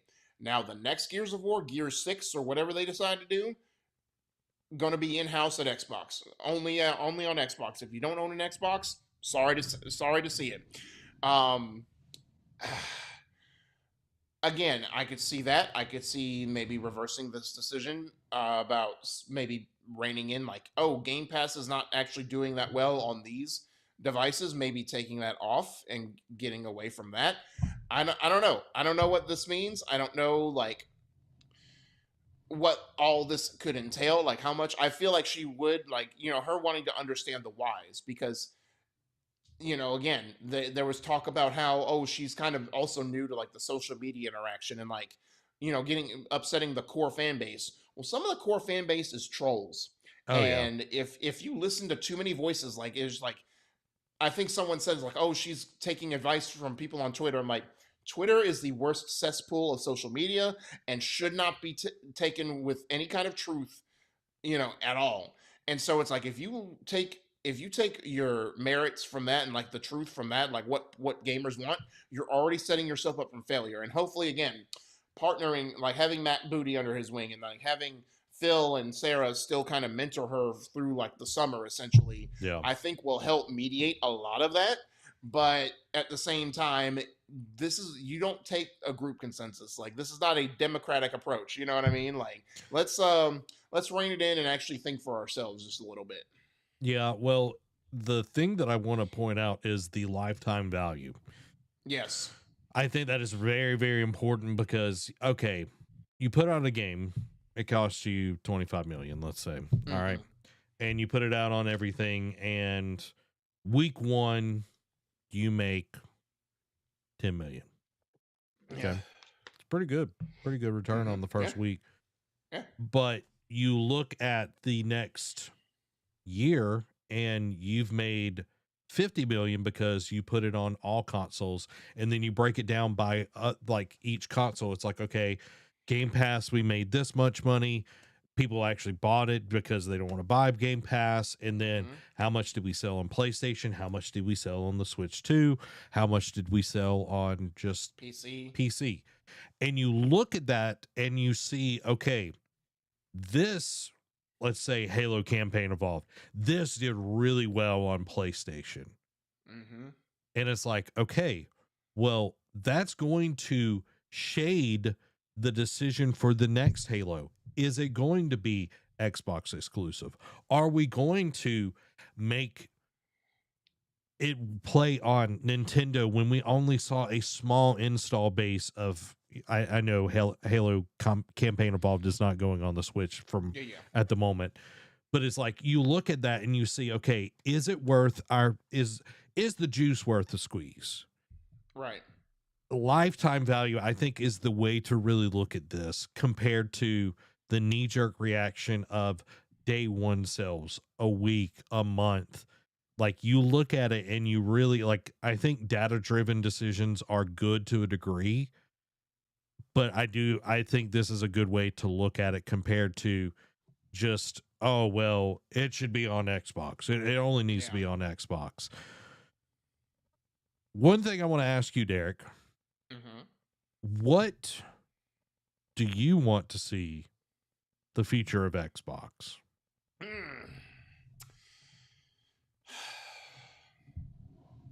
Again, it's very simplistic, but I think it speaks volumes. Like, as a gamer, as a fan of great games, go back to making great games and letting developers be developers. Like you see again, live service push aside, during the heyday of its PS4, like what made PlayStation so successful is they let creators be creators. And yes, did everything that they threw at the wall stick? No, bless you.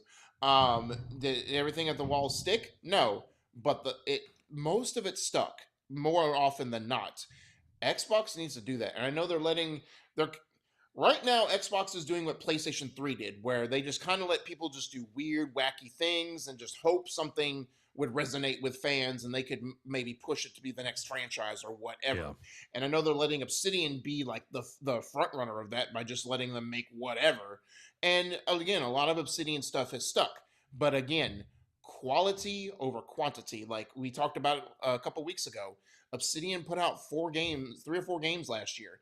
That doesn't mean everyone should, and that doesn't mean you should do that all the time. Like, yeah, Pentament's good. How much better would it have been had they let it be one of its only releases, like one of maybe at most 2 releases, right? How much better would it, like Avowed? Like I know I'm higher. I think I'm higher on it than you are, but that at the very highest, it's a solid B title, like not even a B plus, like a B title.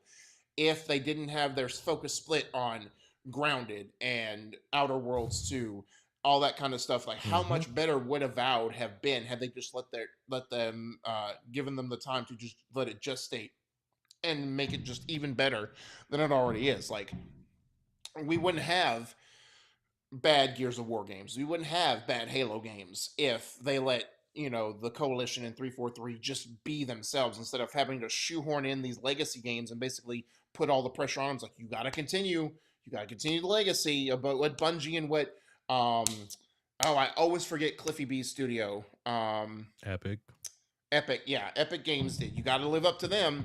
It's like don't put pressure on them. Don't put undue pressure on them, and don't shoehorn in your.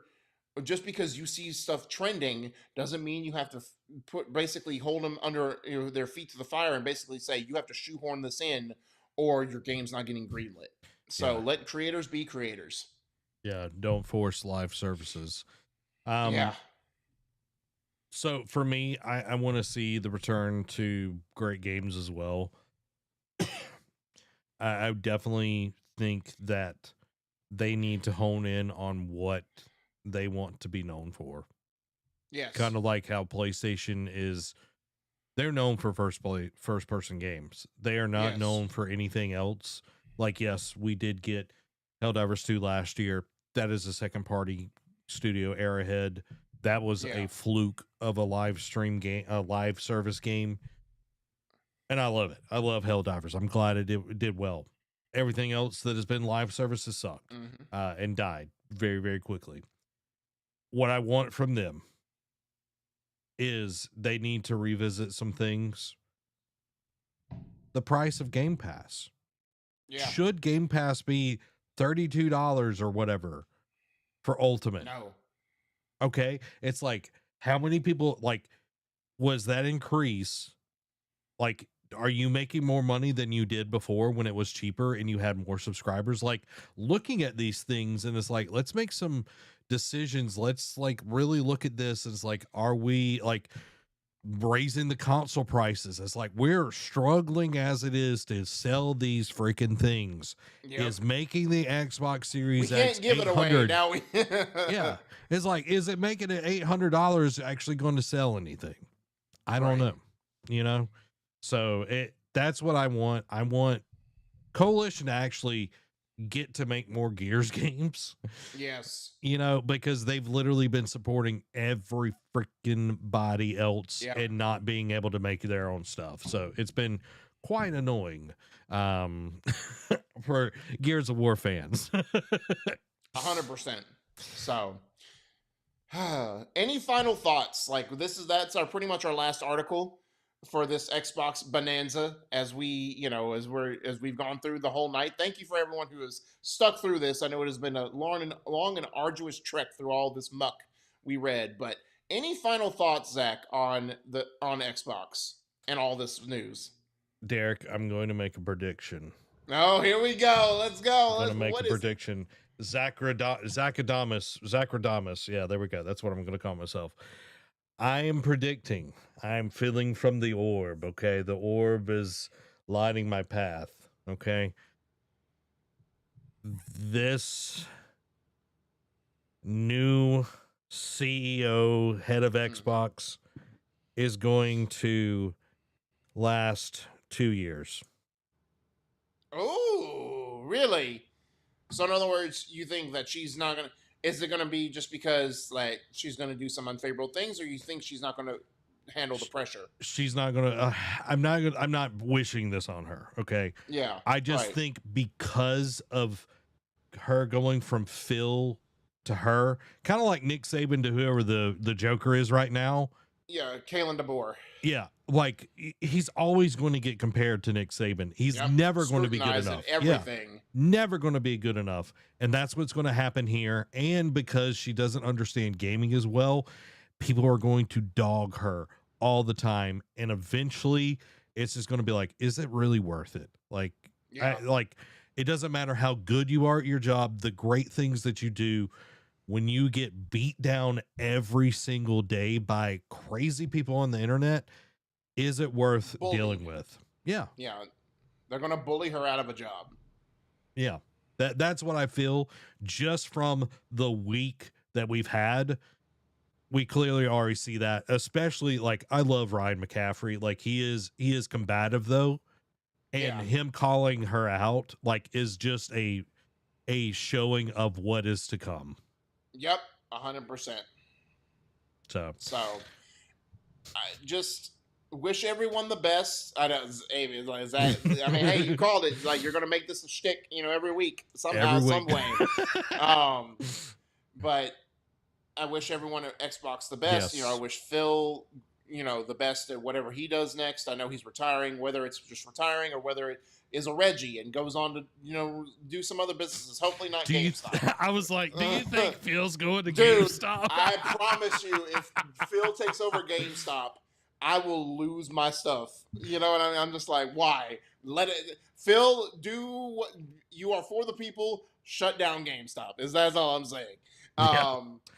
But to Sarah Bond, I wish you well. No matter how you ran it, no matter what people say, I wish you well on your next endeavors.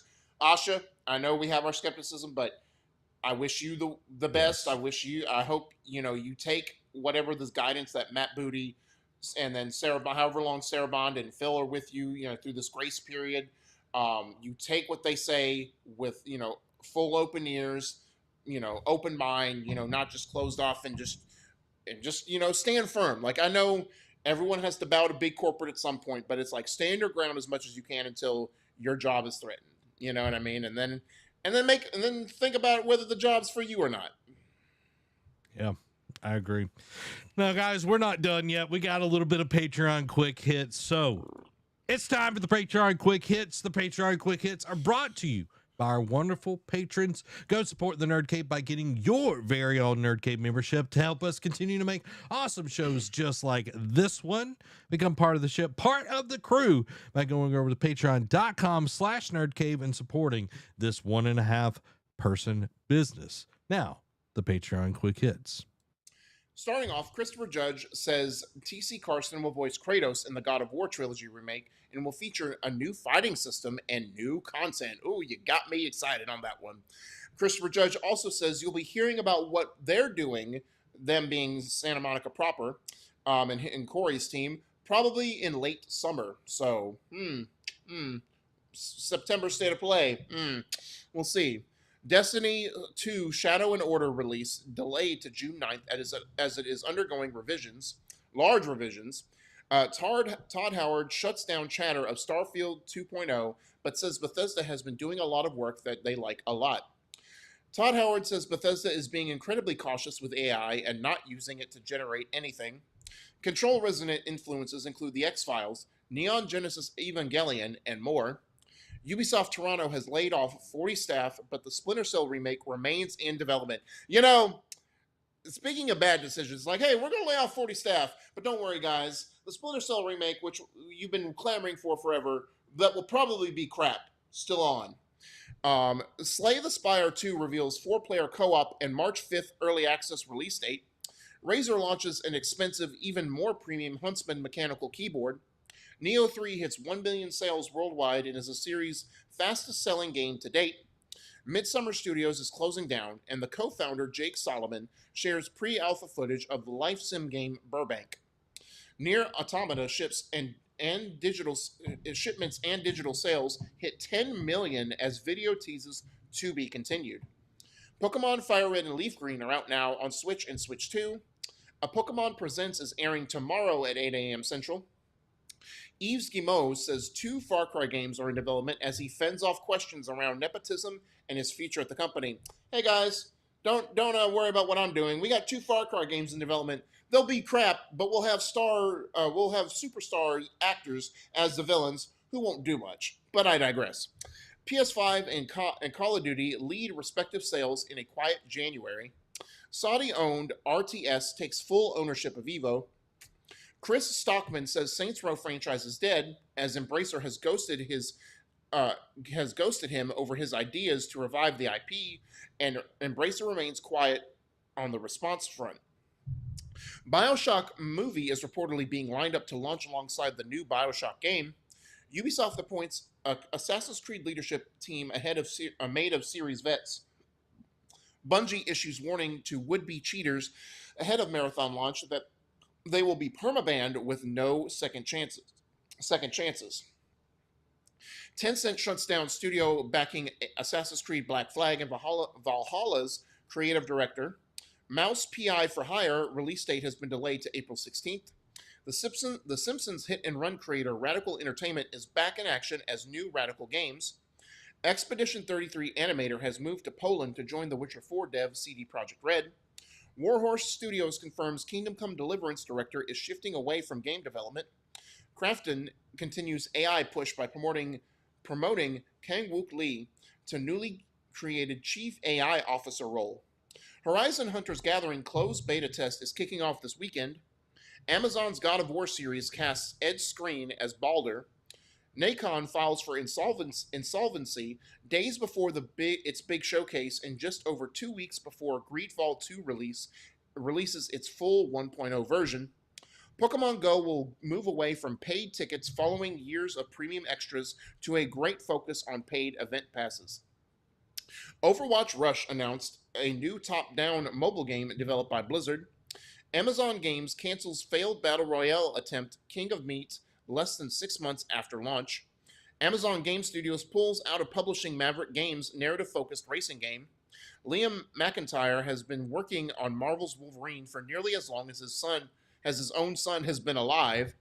New Sony patent reveals more info on PSSR 2.0, including improvements to real-time AI precision. The PlayStation Plus Essential games for March have been announced. They include PGA Tour 2K25, Monster Hunter Rise, Slime Rancher 2, and the Elder Scrolls Online Collection Gold Road. Ninja Gaiden 4 DLC adds new campaign missions and more on March 4th. Limited Run Games announces collection of classic Marvel arcade games. New York Attorney General sues Valve, alleging its loot boxes illegally promote gambling. There you go, Zach. There's your bringing back that old soapbox video. Excuse me. Skate dev Full Circle hit with layoffs as EA looks to better support the long-term future of the game. Lego Batman Legacy of the Dark Knight only has 7 playable characters because they are more differentiated with much deeper gameplay. And lastly, Splinter Cell vet Clit Hawking departing Ubisoft in the middle of leading Assassin's Creed Hexe development. You gotta love when the lead leaves in the middle of development. Yeah, that is no bad signs whatsoever, right? Like not foretelling of the game, and it's kind of sad because I am sort of looking forward to that just because it's like witchcraft and just something different. You know what I mean? Devil magic. I know. Oh, my pearls. And I love the EA's like, oh, we're going to lay off people so we can better support the long-term future of the game. That makes How about you better support the long-term future of your employees? Like, that never makes any sense. Well, there you have it, everybody. Thank you so much for being here. We'll be live Tuesday at 7 p.m. Central Time with more Expedition 33 content. We're going to be streaming it. We're going to be taking down all the stuff in Old Lumiere. Thank y'all so much for being here. This has been Zach. And Derek. Y'all have a blessed week. Bye-bye.